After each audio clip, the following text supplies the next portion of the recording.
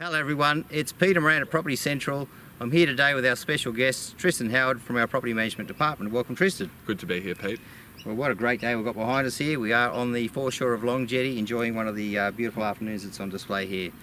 Now, Tristan, I want you to start off just by telling people about your background in real estate, because I know you've been in the industry for a little while now. So tell us where you started. Sure, so I started out in the northwest of Sydney, around the hills sort of area, just doing little bits and pieces of property management. I then moved to another company after about 2 years doing the same sort of thing, but they also cover the Central Coast and Newcastle, which is when I first started working around here. After a few years of doing that, I moved back to where I grew up in Hornsby and worked around that area for probably about 2 or so years. And now I've moved up to the Central Coast about 12 months ago to work with Pete. Excellent. So obviously a lot of years of experience to offer there, and throughout that time you have seen some changes with the tenancy legislation, which is what we're going to talk about this afternoon, because if we go back 12 months ago, it was really at the start of the COVID, and with COVID obviously there was a lot of changes that happened with regarding termination of tenancies. Now if we wind the clock forward to today, things have changed again. So perhaps if you could just step our audience back to a brief summation of where the legislation sat last year, and just a quick summary as to what the changes are that are coming into play now.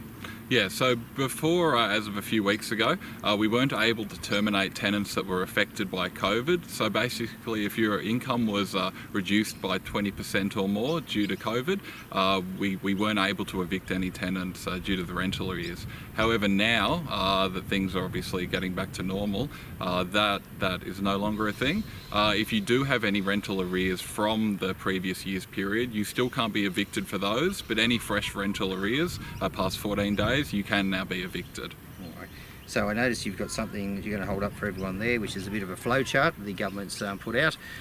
It's a really simple step-by-step process that us as agents have to follow, and a very good guideline obviously for landlords and tenants to be aware of in terms of where you do stand with regard to rental arrears situations. So Tristan, if anyone wants a copy of that, they can call you at the office, obviously on 4360 or could you tell them what's the best other means via email?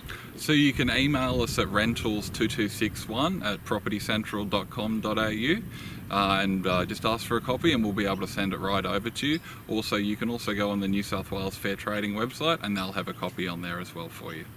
All right, thank you for your help this afternoon, Tristan. Thank you for watching, everyone. And Tristan, I think it's about time for some sunset nibblies and a glass of wine. What do you think? Yeah, if you're buying. Absolutely. All right, have a good weekend, everyone.